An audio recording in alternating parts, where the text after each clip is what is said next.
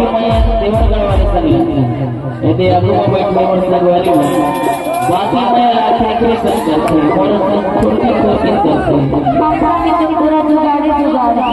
ऐसे तब तो गई तो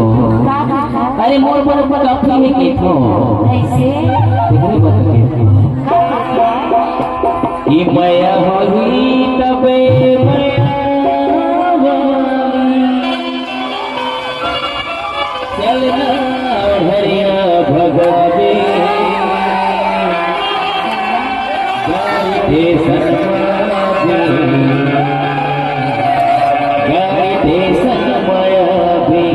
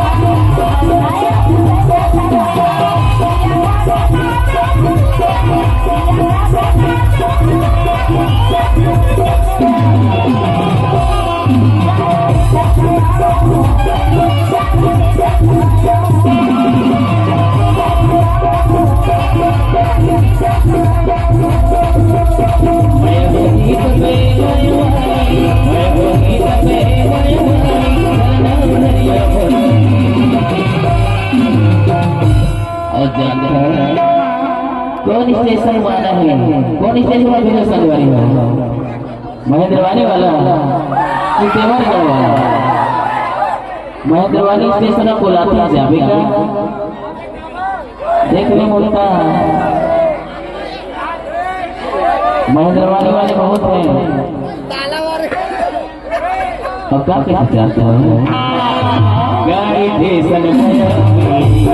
गाड़ी देशन में गाड़ी देशन में गाड़ी देशन में